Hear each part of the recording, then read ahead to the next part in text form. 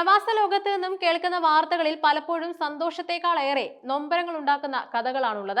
എന്നാൽ അയർലൻഡിലെ ഡബ്ലിനിൽ നിന്നും കഴിഞ്ഞ ദിവസം പുറത്തു വന്ന വാർത്ത മലയാളി സമൂഹത്തെ ഒന്നടങ്കം നടുക്കുന്നതായിരുന്നു.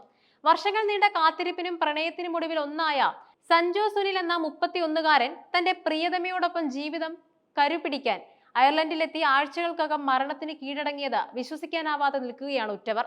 സഞ്ജു സുനിലും ലിഷ്മ ഫിലിപ്പും തമ്മിലുള്ള ബന്ധം വെറുമൊരു വിവാഹാലോചനയിൽ തുടങ്ങിയതല്ല. വർഷങ്ങളോളം നീണ്ട ആഴത്തിലുള്ള പ്രണയത്തിനൊടുവിലാണ് ഇരുവരും വിവാഹത്തിലായത്. ലിഷ്മ അയർലൻഡിലെ ബെനേവൻ ലോഡ്ജിൽ നഴ്സായി ജോലി ചെയ്യുകയായിരുന്നു. വിവാഹശേഷം അവധി കഴിഞ്ഞ് ലിഷ്മ തിരികെ അയർലൻഡിലേക്ക് പോയി. തുടർന്ന് സഞ്ജുയെ കൂടി തനിക്കരികിലേക്ക് എത്തിക്കാനുള്ള പരിശ്രമത്തിലായിരുന്നു അവർ. നേരത്തെ ഇസ്രയേലിൽ ജോലി ചെയ്തിരുന്ന സഞ്ജു അവിടെ നിന്നാണ് ലിഷ്മയ്ക്കരികിലേക്ക് എത്താനുള്ള വഴികൾ തേടിയത്.